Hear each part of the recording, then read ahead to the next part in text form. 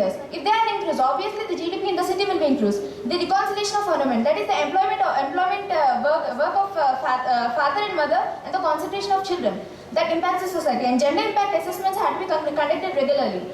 Sudden transition, there is a sudden transition from the past to present, especially during the decade, especially in the girls' thinking. The girls are thinking in a very, like, they want to shed off out of their, what exactly, the traditions and all. They was feeling like insensitive towards the issues.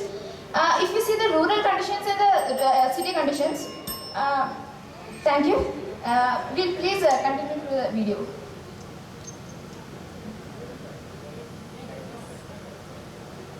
Video, please, we like it.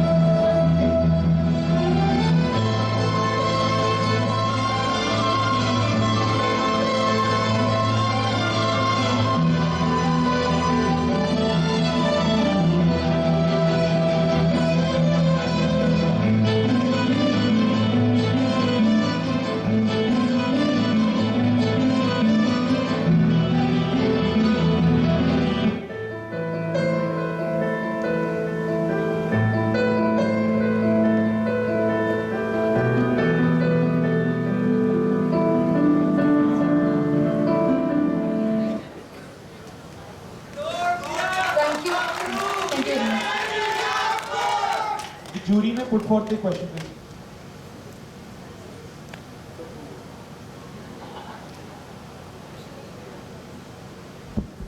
Yeah, good presentation. Thank you, ma'am.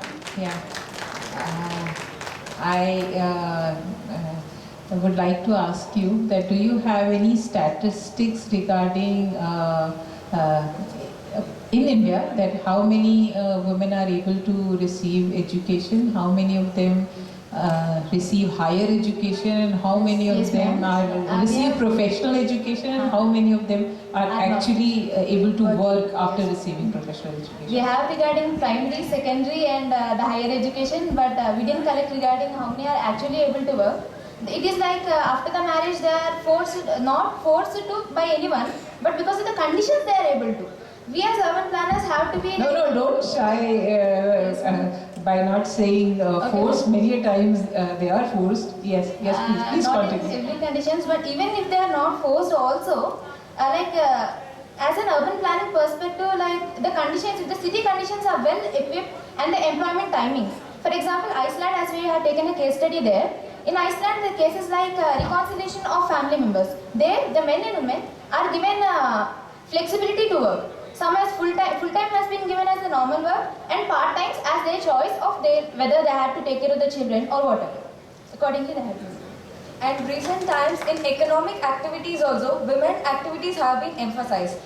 A new initiative is taken towards the GDP is usually calculated out of the employment which is done. But the most of the female are homemakers, that is housewives. Because of that, their GDP is not calculated. But the initiative is taken that the female also play a vital role in family matters in terms of GDP. So that initiative is also to be considered. If we as urban planners try to provide a city where women can produce their full role, like they are educated high, but we, if through our policies we are able to produce like they can contribute to the city more, our GDP of the city will obviously grow. So such policies should be emphasized. Thank you. Thank you. Thank you very much.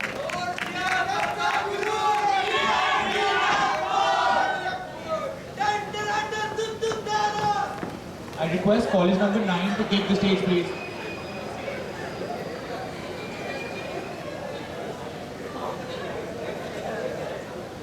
College number 9. SPA Delhi.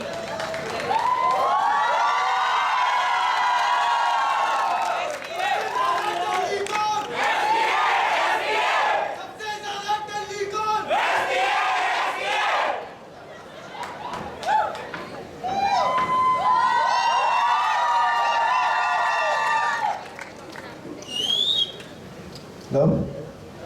Can we have the slides?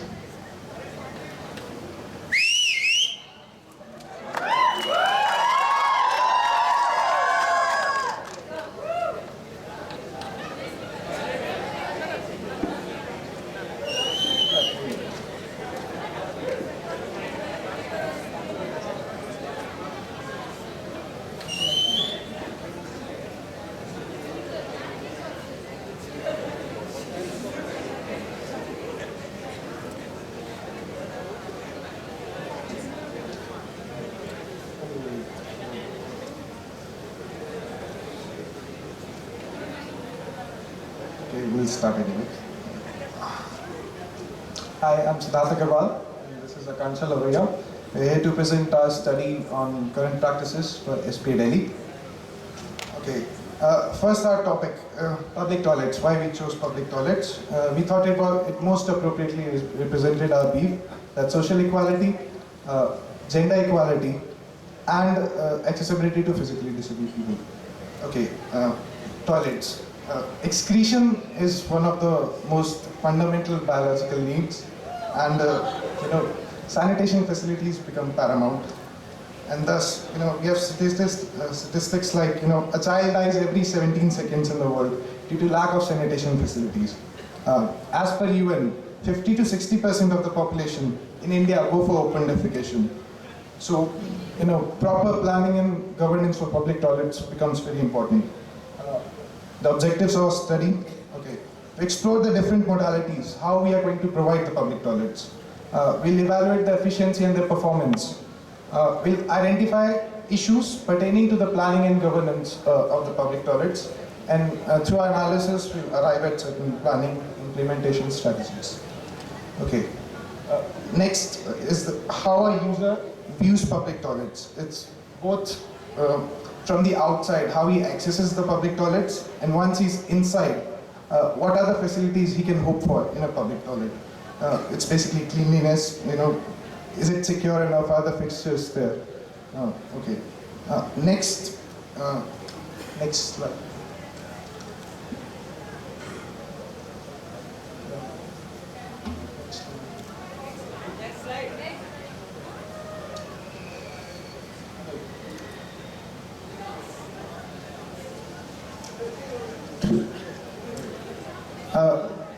Next part is our literature study. We have studied some guidelines on public toilets.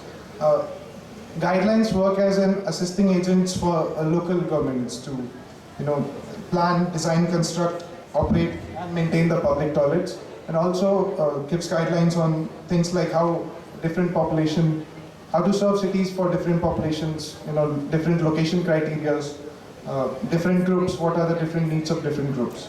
The first guideline we're going to study is the Guidelines on Community Toilets, 1995, given by Ministry of Urban Affairs. Basically, they classified public toilets serving two purposes. First is requirement of the low-income groups, and second, serving the floating population that came there. Further, it was divided into project preparation and the design and construction specifications. But even these guidelines had certain limitations, These were covered in the next set of guidelines, a manual on sewage and sewage treatment 2013 given by the CPH EO in collaboration with Japan International Cooperation Agency. The first limitation was they didn't cover decentralized sewage management system. Now we have technologies like eco-sanitation, waterless urinals. As the technology progresses, we have newer systems of second, they also included integrated planning approaches, location criteria of different public toilets in different locations, how to give facilities to the disabled people, and they also became gender sensitive. The ratio, there should be a 50-50 ratio among males and females. Next slide.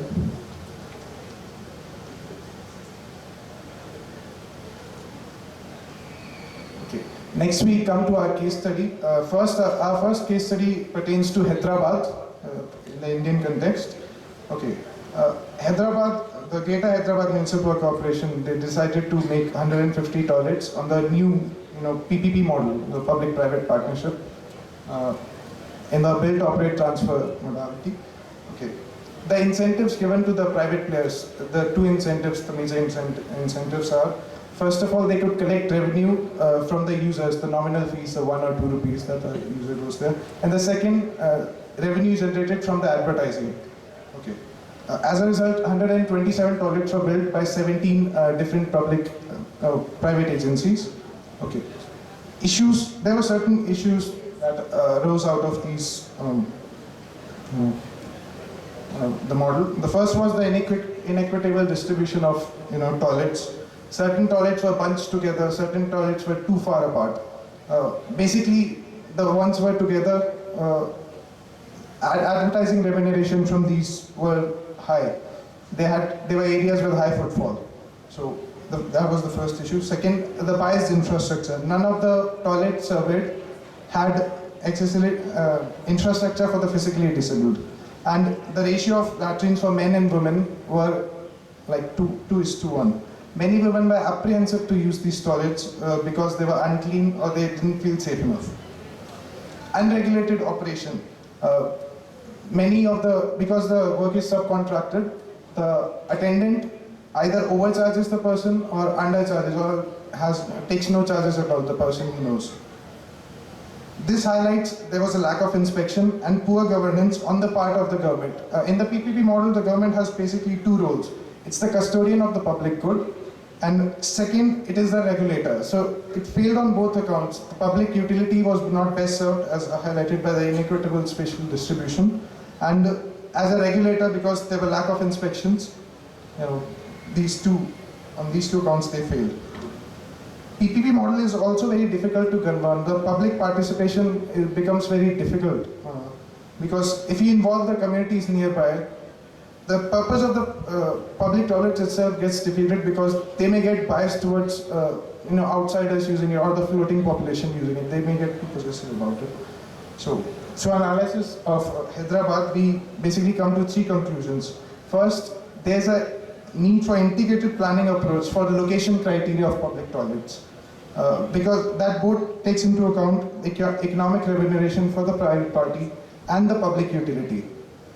The second one, there is need for legally binding statutory norms and standards for public toilets that are grossly missing. It's either guidelines, so the local agencies are at their discretion. They may provide or they may not provide. Third is either better regulation both on the part of the public agency, that's the regulator, and the private implementing agency. Okay. Next will be continued by Pansha. Okay, my colleague tried to highlight the aspects of planning, implementation and regulation of public toilets. He tried to explain the modality between government as well as the public-private partnership. However, in my case study of Singapore, I will be going a step forward and will discuss operation and maintenance of public toilets. The case study will explain the modality of government and the NGOs. To begin with, I would like to give the overview of Singapore. There is a national level agency, which is National Environmental Agency of Singapore, which highlights and contributes towards promoting clean and well-maintained public toilets. It is based on the guidelines given by the Code of Practice on Environmental and Health, that is COPEH. The main focus areas of these guidelines are well ventilated, easy to maintain, carefully planned, handicap friendly, and include gender-based requirements. The main issues that were faced by the Singapore public were quality of maintenance and operation, overcrowding, safety issue, as well as the lack of accessibility of the disabled towards the public toilets. The main measures that were taken by NEA was to address the issues by number one, involvement of innovation technology. The second was the coming up of non-profit organization, which is also known as the Restroom Association Singapore. It strives to achieve the target audience with innovative programs and activities. It engages in continuous consultation to be in pace with changing technology and arrangements. The main challenge, as all the non-government, non-profit organizations face is to meet the rising expectations of users and eliminate the standards of designs. The main framework which was adopted by RAS included outreach and education, research and development, training and standards, and the community. The non-profit organization, that is Restroom Association of Singapore, and the national level agency, that is NEA, together in a collaboration developed a Happy Toilet program, whose focus areas were design, cleanliness, and maintenance of public toilets. It basically introduced an assessment table for Happy Toilet. The criteria included society's reviews for rating. There were 4 levels defined, starting from the 3 stars, which means clean restrooms, ranged to 6 stars, which meant magnificent restrooms. The main facilities included facilities in working condition, provision of basic amenities, litter-free, reasonably dry floor, and facilities. The assessment resulted in encouraging owners or operators for maintaining public toilets, as well as ratings were renewable every year. Okay, coming on to the final conclusions. Time is over. Yeah, I would just like to conclude. The final conclusions are: number one, the necessity Your time is over. Sorry.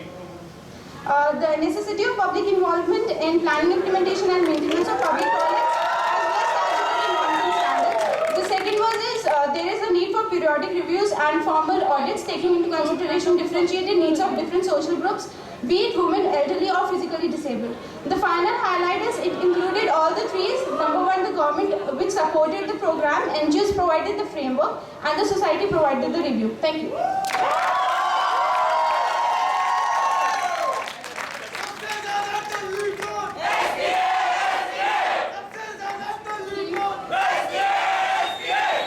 Can we have the video, please?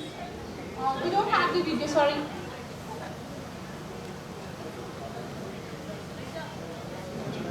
Question now.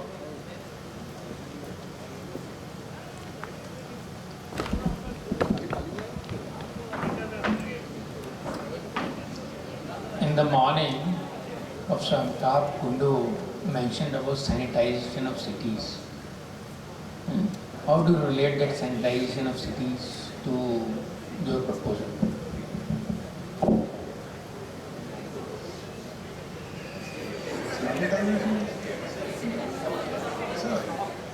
Sanitization he referred to was more towards exclusionary practices that eliminated the lower income groups or the these groups. How do you relate it to our proposals?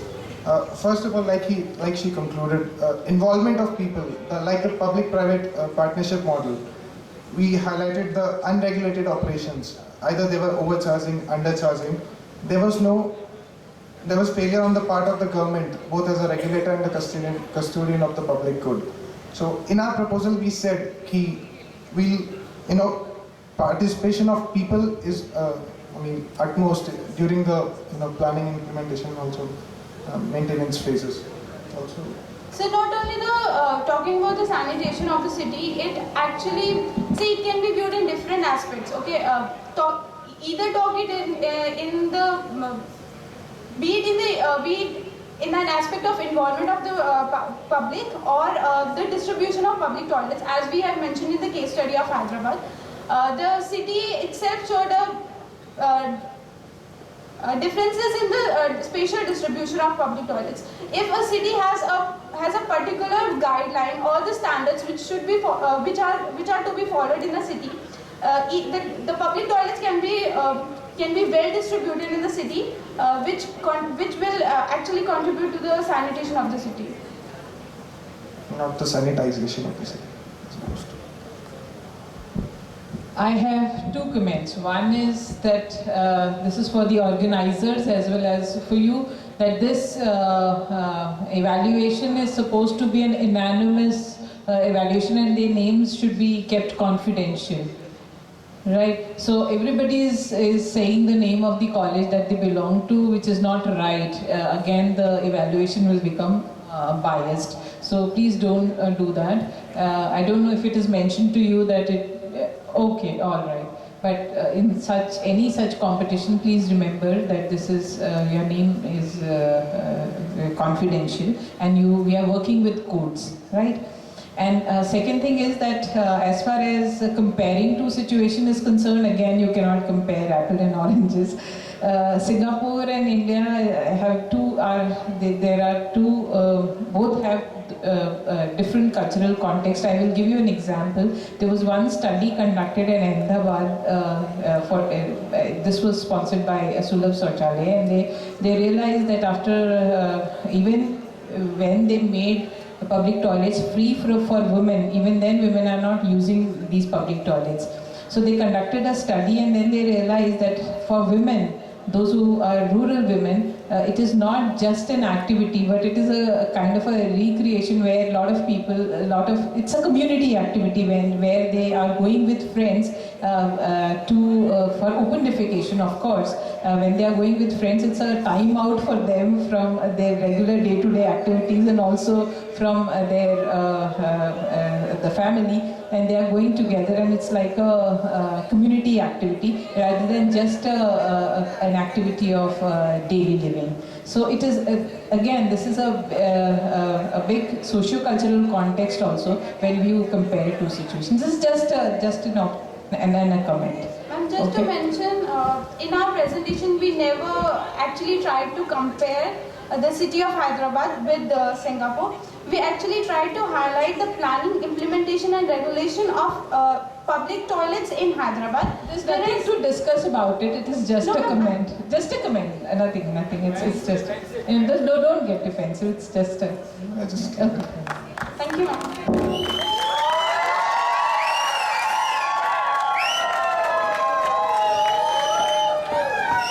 I request the final college participation to take the stage, please.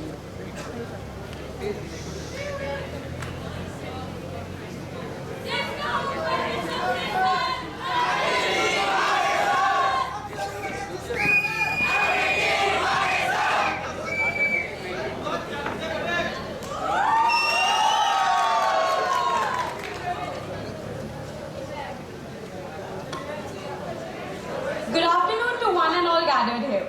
I, Rashika, I, Shivani Singh. are hereby in front of you to present our topic of current practices. Empowering street vendors in change in Indian cities. Who are street vendors? Who actually they are? Street vendors are defined as the business people who sell their goods in public places, in streets, rather than in shops. We classify them in three categories, that is stationary, mobile and participative.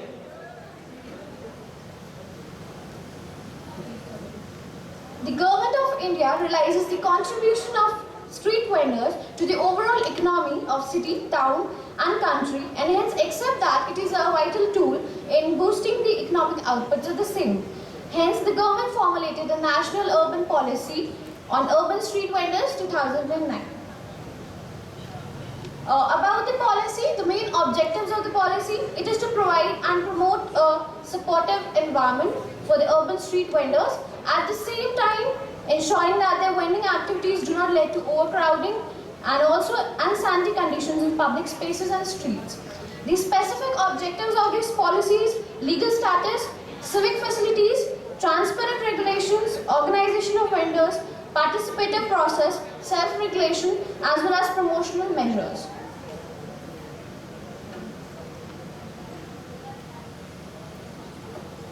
Now coming to our case study, we have taken the case study of Bhubaneswar. Street vending is an important part of Bhubaneswar. 2.5% of population is engaged in street vending profession.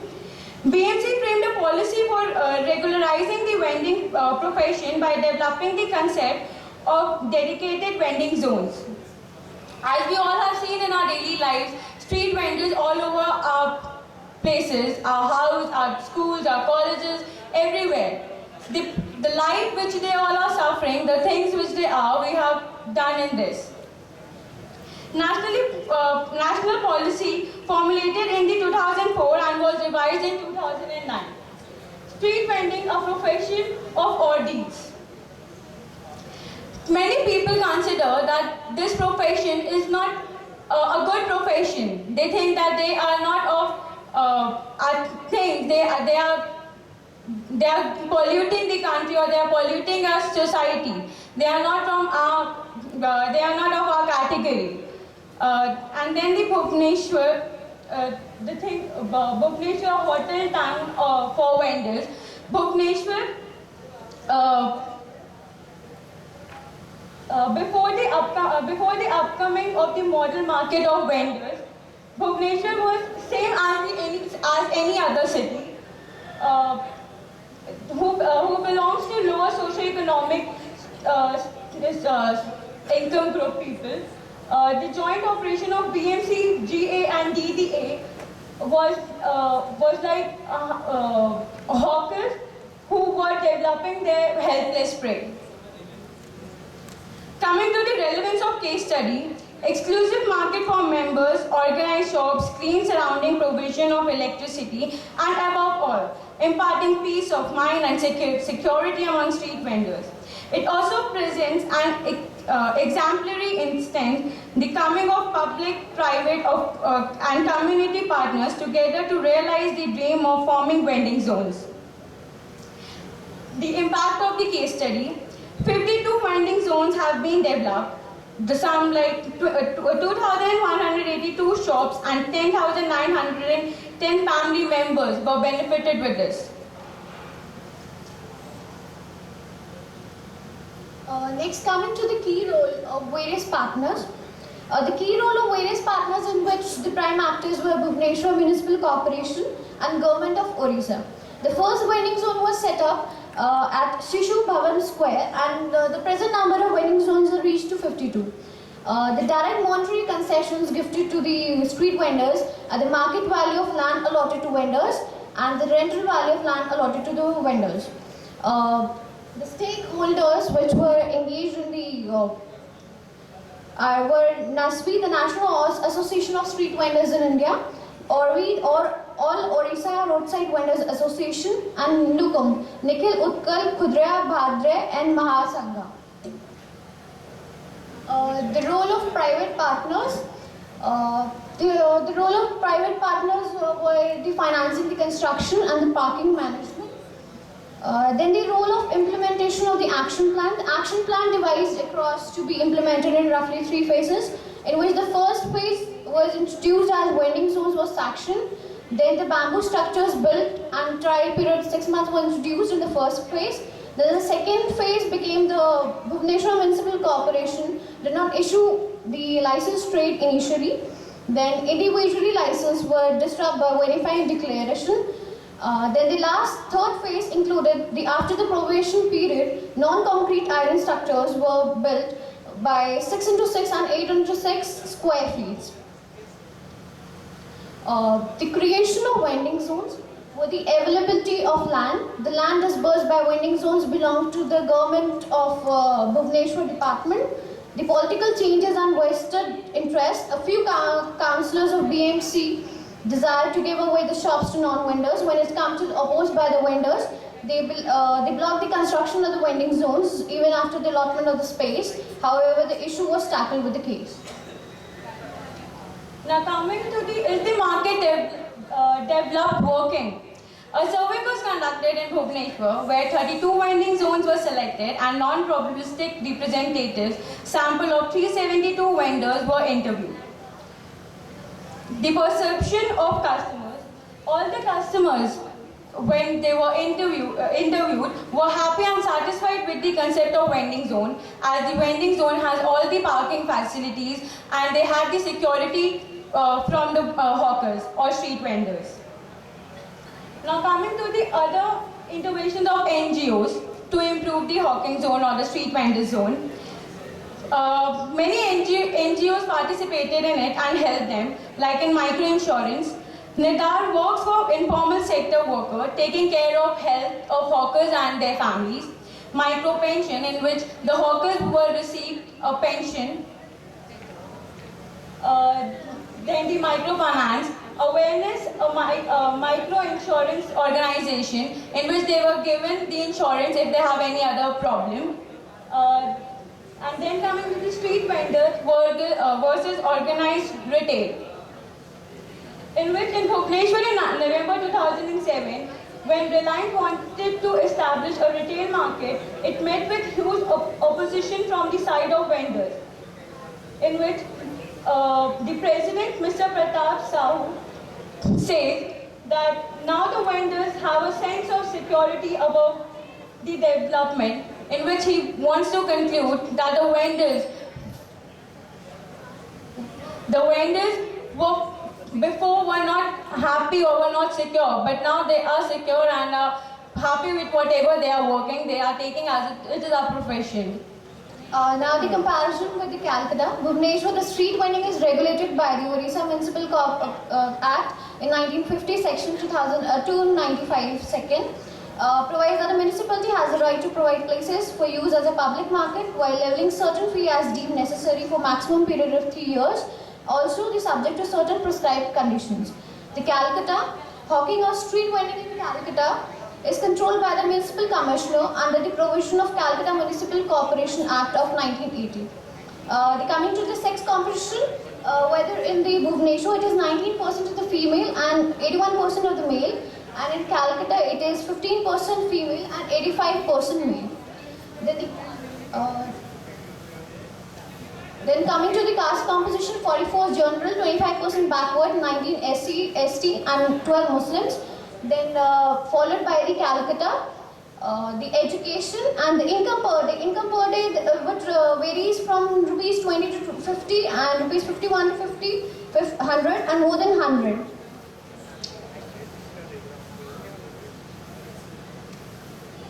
Now coming to the conclusion part, hawkers have been a part of urban scenario for a long.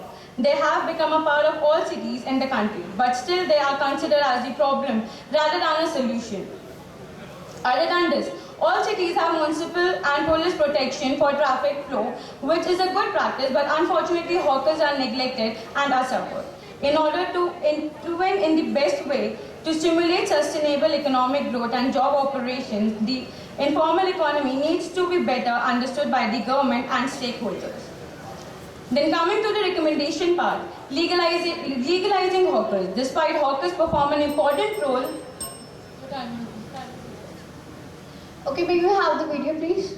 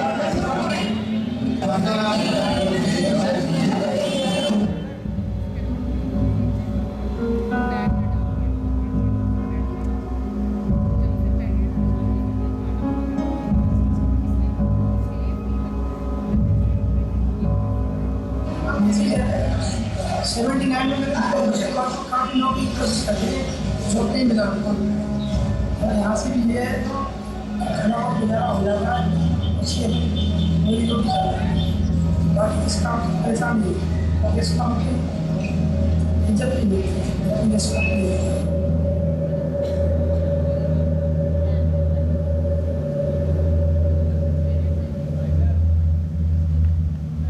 getting for bangles of its relatively price range है same ऐसे range में जिसको हम afford कर सकते हैं। जैसे हमारी जिंदगी को किसी ने जैसे कि हमें किसी ने देख के 15 मिनट बैठा दिया है, किसी ने बैठे ऐसे ही चल रहा है, हमारा तो चल रहा है, क्या मतलब ये कि हमको दे रही कि नहीं दे रही है, क्या आगे चल के क्या करें।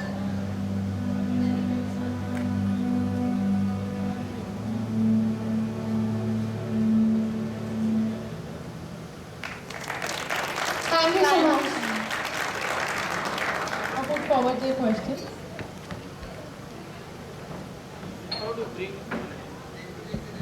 How do you bring financial inclusion through Sorry, your sir.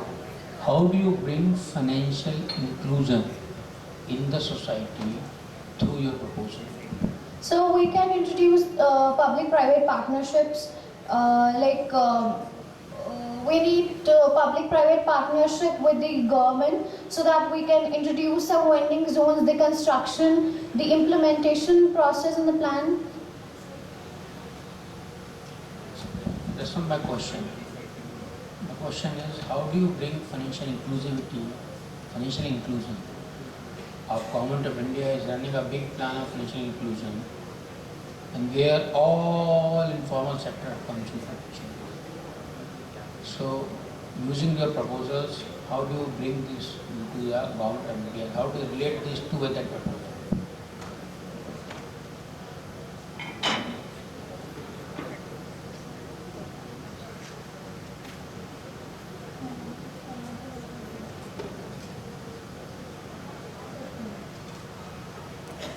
So when we are legalizing it, like more than as we can see that population is rising and people are migrating from rural areas to urban areas, and when they are not that education, they are not receiving that education, and due to this they are coming into these activities.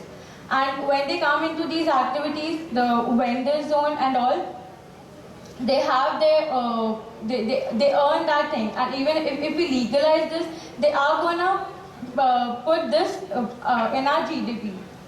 Like more than half of our population still is engaged in these activities.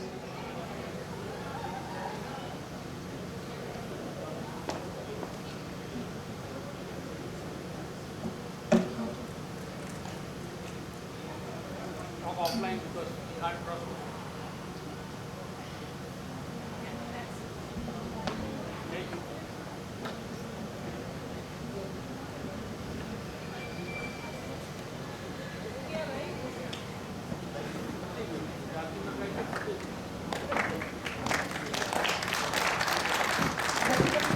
There is an announcement. This is the last call for people competing for best panel for current practices to reach the exhibition hall, so that you are before the jurors. All the people who are competing for best panel shall reach the exhibition right now. Now I'd like to invite Professor Rachna Khare to express her views about the presentation today.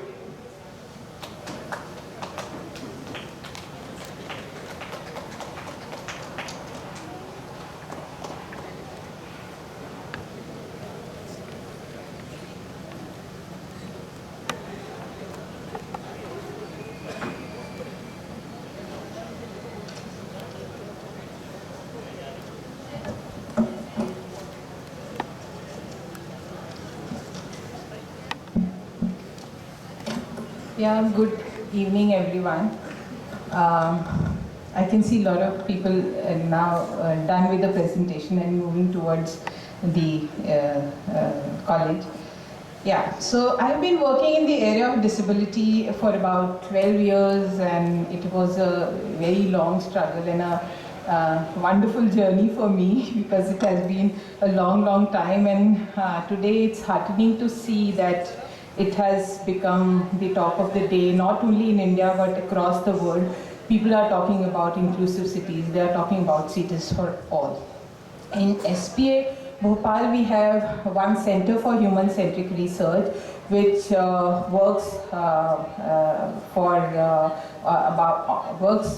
with the vulnerable populations for equitable development. We work in the area of ethnographic research methods, social research methods for people-centric design and people-centric planning.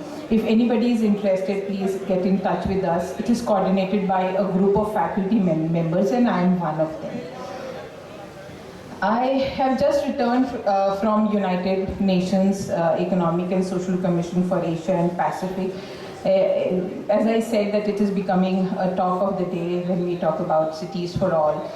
And inclusion is a big question. When we say cities for all is a big question. Who all are we going to talk about? Is it who all are the diverse people whom we'll include in cities for all?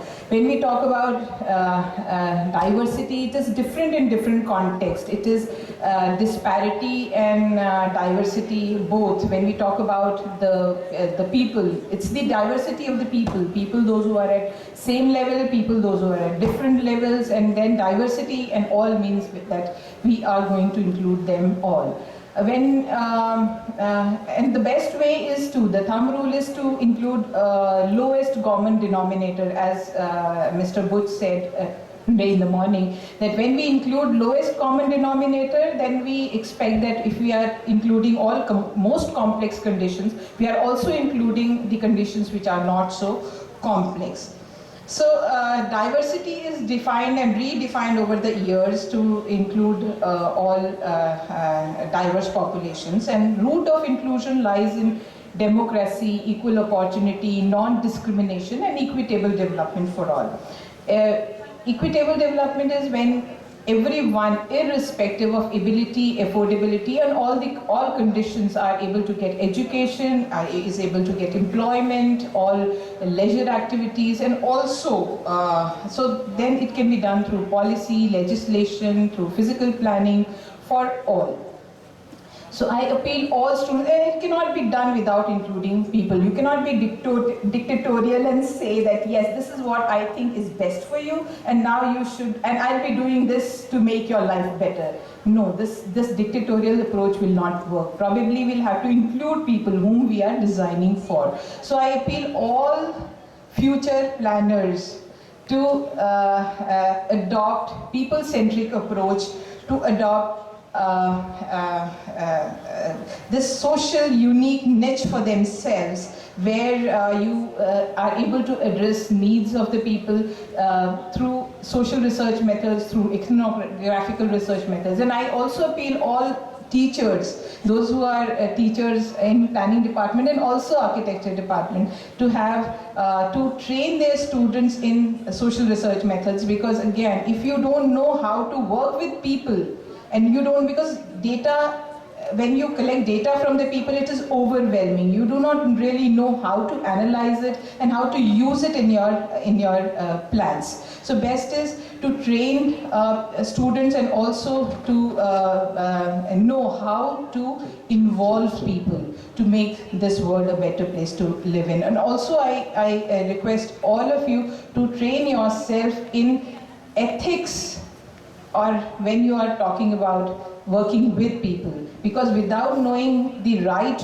way to work with people, you will not be able to work with them in a correct manner. So all the best, and it is wonderful to attend all presentations, and all the best to the participants. We have done, though the process should be anonymous, but still we have, in spite of knowing the names, we have not done any, in fact we are unable to do the calculation also, so we are just putting the marks and let the committee do the calculation. So all the best.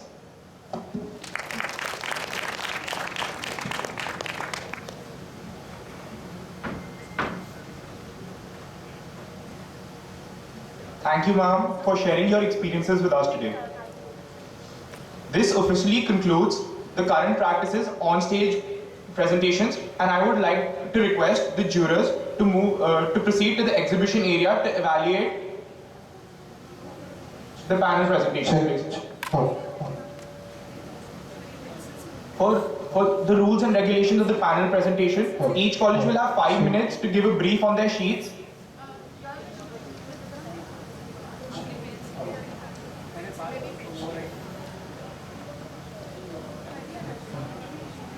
Five minutes.